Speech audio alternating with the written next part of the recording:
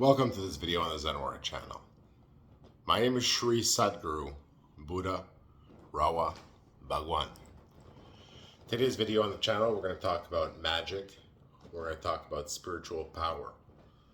We're going to talk about spiritual weapons, about magic weapons, about spiritual warfare, magical warfare. So since many years ago in the story, human beings have existed who have used magic. There are different storylines of magic in the story and different types of magical beings. There are, from the time of the Flint Age, a long time ago, the white practitioners with the white bone,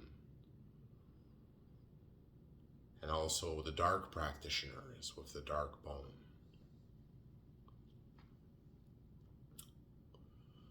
So there has always been a play between good and evil. And it is not only the forces of evil that are strong, but the forces of good, which are the strongest, the oldest, the most powerful. And sometimes it is difficult to fully understand the difference between good and evil. But one way to see it is that good is order and evil is chaos. That good means that you consider the means and the end when you take action in life, or thought about consideration of action or inaction. When evil means that you consider only the end and do not care about the means.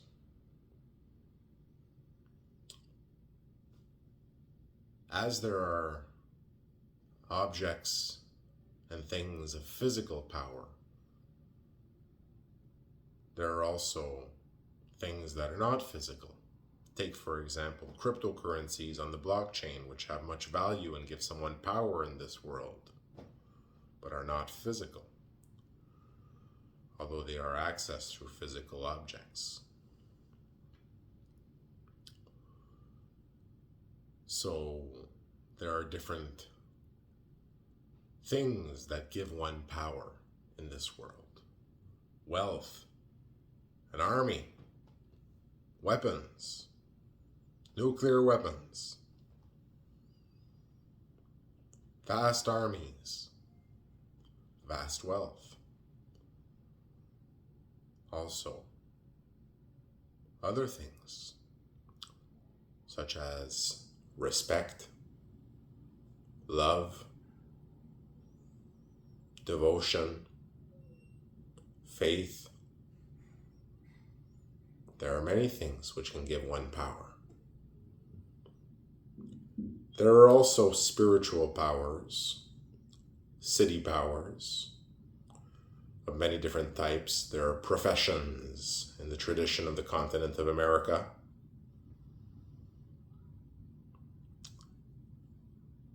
There are even hot peppers in the tradition of the yaksha, with the blue peppers and the red peppers. There are the fruits and the vegetables from the breakfast dispensing machine and all the things of the breakfast which it dispenses. There are the powers distributed by the Adi Shri, who distribute these powers to the people in their stories, so that they may use these powers to further develop the world and creation and create new connections, new utterances of powers and applications of powers and developments of creation, which one day can be reintegrated in the reintegration of the Adi Shri. In the process of division, and reintegration of creation. As creation seeks to develop in more and more ways for the purpose of the Kala Chakra. So there are many different types of powers that can be used, and there are many different types of magic and understandings of magic and traditions of magic and different ways to do it or to not do it. Magic is not for everyone. There are some that are very talented in these things, such as there are some that are very talented at shooting a pistol on a range, or some very talented in other things, in wielding a sword or a spear, or in jumping long distances. But some are talented in magic. Some are talented more in spiritual things. And some have acquired power through parampara or other means, through mantra, through being given power from a deity, one who can distribute power.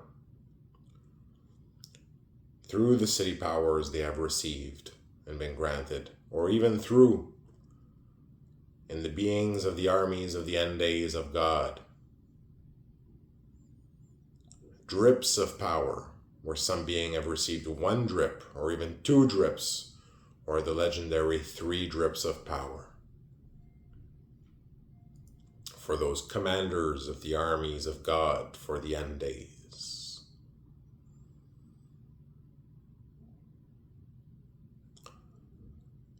So there are many different types of power. And there are many different types of magic, such as magic spells, different understandings. There are different types of magic beings. There is vampire magic, there is witch magic, there is Shri magic.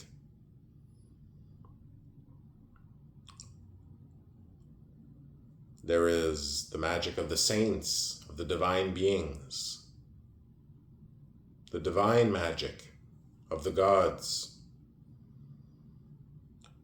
There is magic granted by scary forces and beings that exist in the cemeteries. Magic at the crossroads, at the bridges.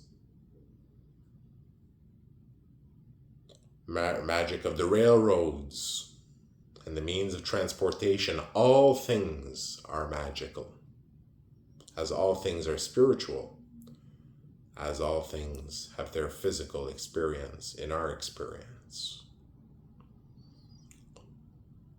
And ever since the history of mankind, magic has been used for warfare. From the first conflicts between the forces of good and evil, and beyond that, as new forms have developed and been introduced into the story, and have taken root and grown, new forms of magic, as they have come to their time in the story. And old forms come back as well, as some beings come back who are quite old. So there are many different types of magic. For example, the magic of Santa Muerte, which is known for many practitioners of Santa Muerte to have many different colors of robes, which mean different things, etc. of Santa Muerte, and different systems of magic in her robes. Right? There is, for example, the black robe with the system of the board. There is the white board with the system of the wheel. There is the white robe with the system of the wheel. There is the red robe with the calendar of the saints. There is the lineage of the multicolored robe. There are the metallic colors. There is a whole system of magic within Santa Muerte that is fully inclusive and can be used. Well, there exist other systems of magic as well. There is Thai magic with the ghosts, with the hungry ghosts in the graveyards, and the king of the graveyard. There is other types of magic right? Magic with tattoos, for example, putting repositories of energy into a tattoo or other different things that you can do. Magic with receptacles, magic with containers, magic with information, magic with energy, and moving of energy in containers. There are many types of magic. There are magic with using prana or magic energy, magical energy, and some beings can do this and some can't.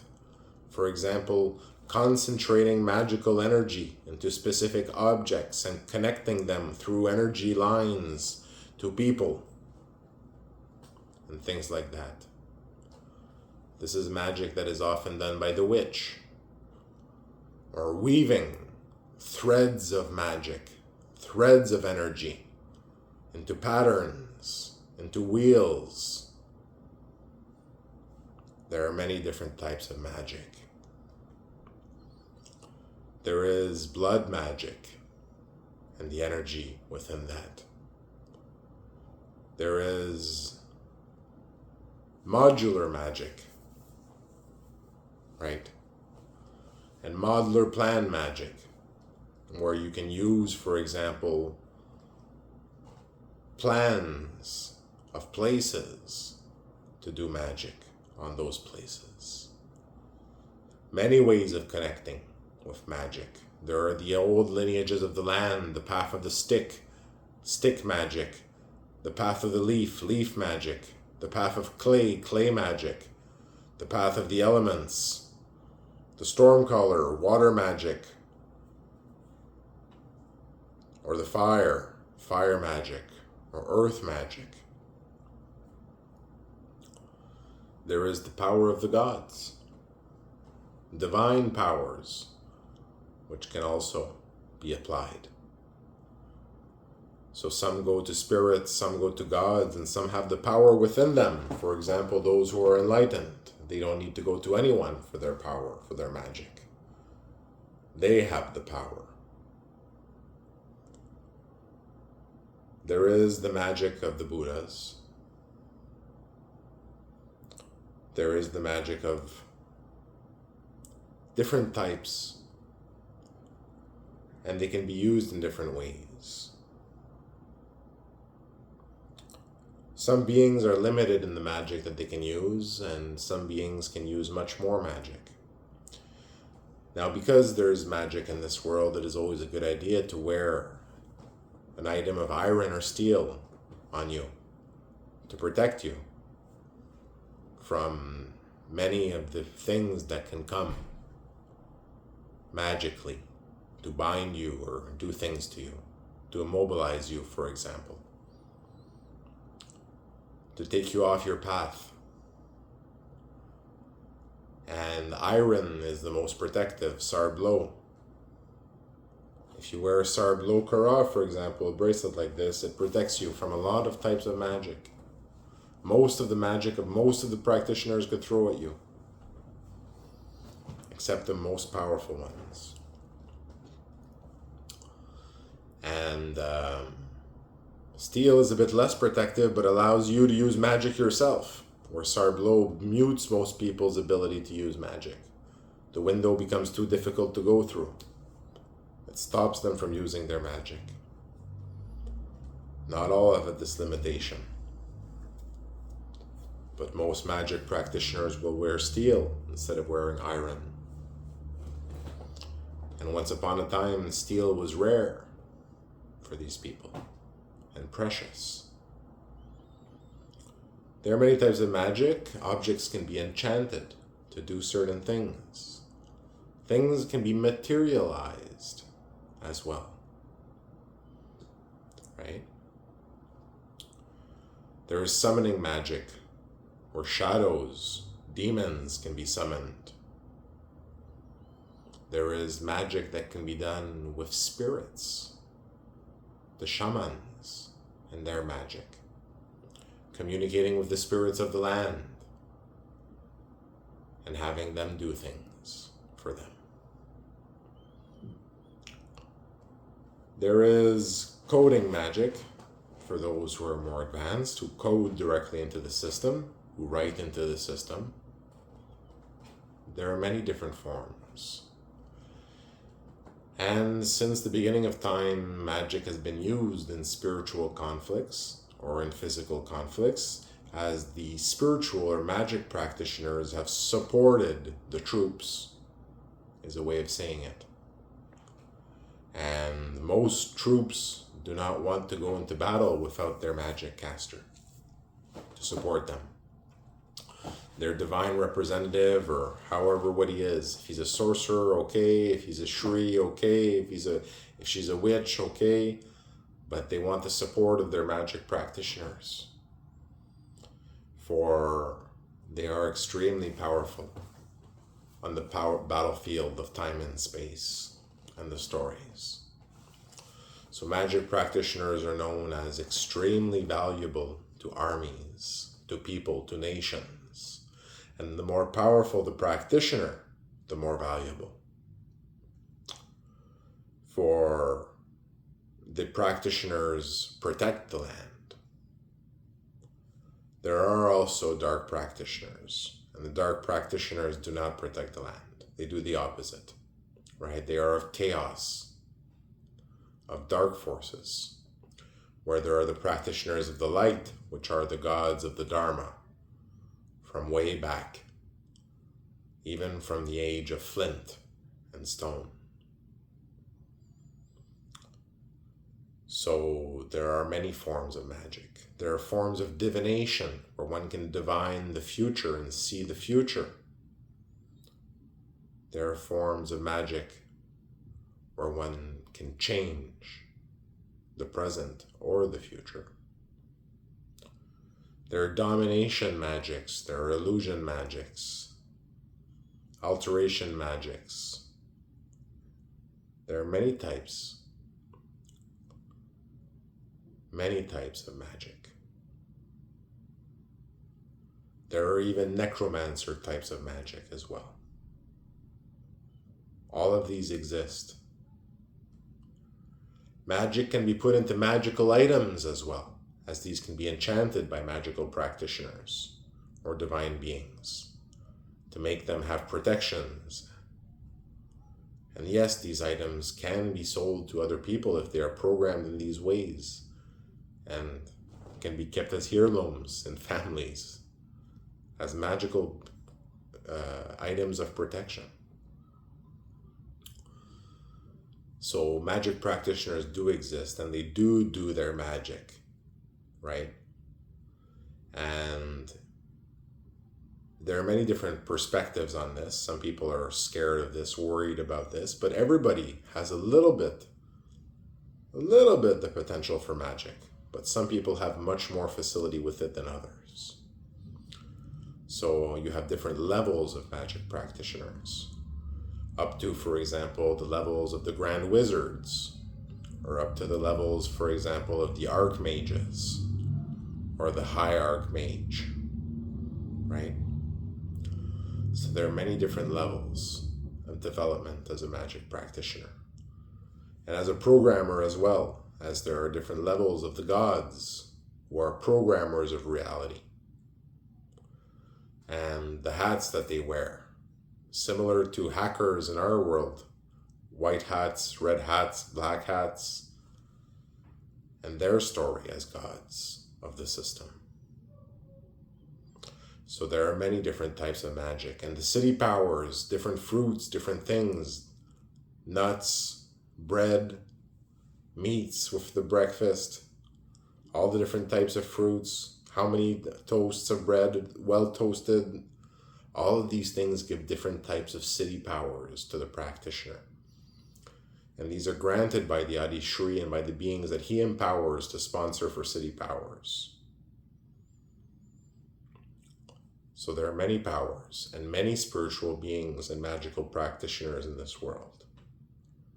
And yes, when there are conflicts, there are often spiritual spells that are cast, if you want to see it that way, or magic spells. For there are forces on one side and on the other. And there is such a thing called spiritual superiority, which can be achieved when the practitioners of one side are superior to the other. And this gives great advantage to the side that has achieved spiritual superiority. For the spiritual world is 99% of creation, and the physical that we experience just 1%. And the spiritual world also encompasses the future and the past. So magic is very important in war, and an army should have its magic practitioners, and they should be well trained and fight from behind the ranks of the army, supporting the army and clearing the ground for their success. In the stories, for example, of the Sikh armies, the Sikh spiritual armies, they're all the warriors of the front line, but there are also the magic practitioners of the armies who accompany the armies to combat and support the armies. And no soldiers want to go to war without their spiritual magical support, without their archmage or high archmage. So, since the beginning of times, magic has been there, and it is very strong when used in certain ways. It grants many powers over reality and allows one to boost one's soldiers, to make them stronger, more intelligent, more coordinated, and to do the opposite to the other side, amongst other things. There are also assassination types of magic. Magics that are meant to assassinate from a distance with magic. Such as, for example, the magics of the Payaman, the Thai magic, or other types of magic.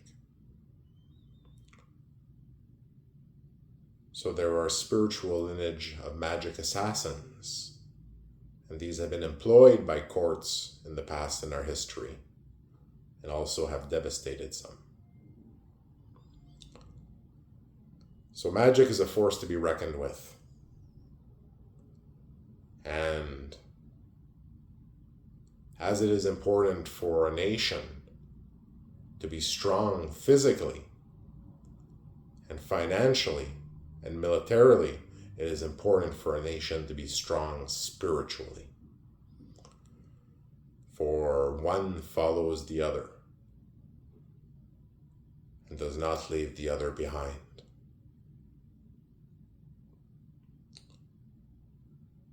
Thank you for listening to this video on the Zen Warrior channel.